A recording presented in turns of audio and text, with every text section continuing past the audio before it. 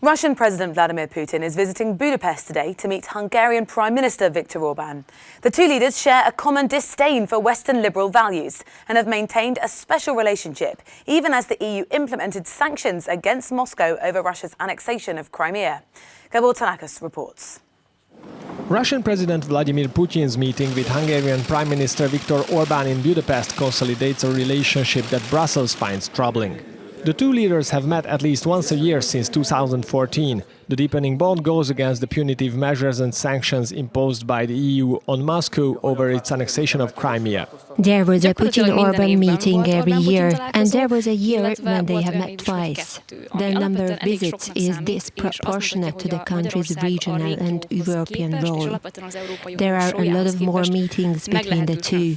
Then it would be reasonable based on Hungary's economical power. Putin's relations with other European leaders plummeted amid the conflict in eastern Ukraine. Since then, Putin has visited Budapest more than all EU capitals combined. Putin can demonstrate to the Russian public that the EU member states' views on Russia differ. That despite the events in 2014, he is still welcome in the EU.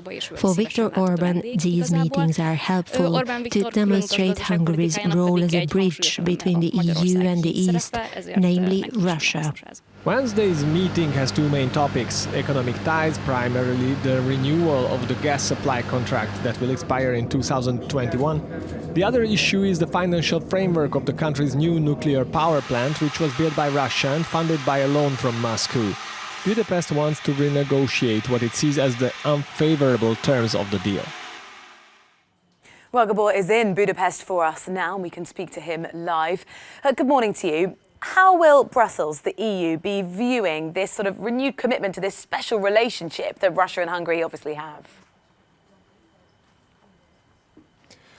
Well, Europe is already cautious about Orban's relationship with Putin and other autocratic regimes. It is quite evident that, and he's quite open about it, that he's sort of helping these countries from within the EU.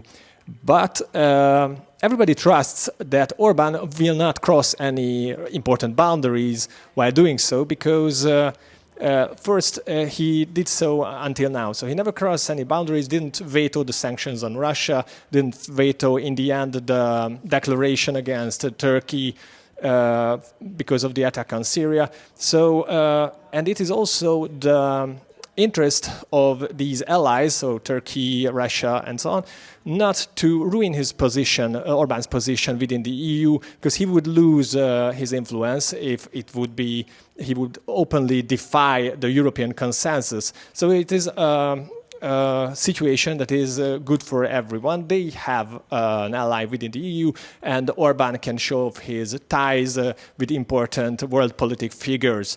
And everybody trusts that the situation will not change.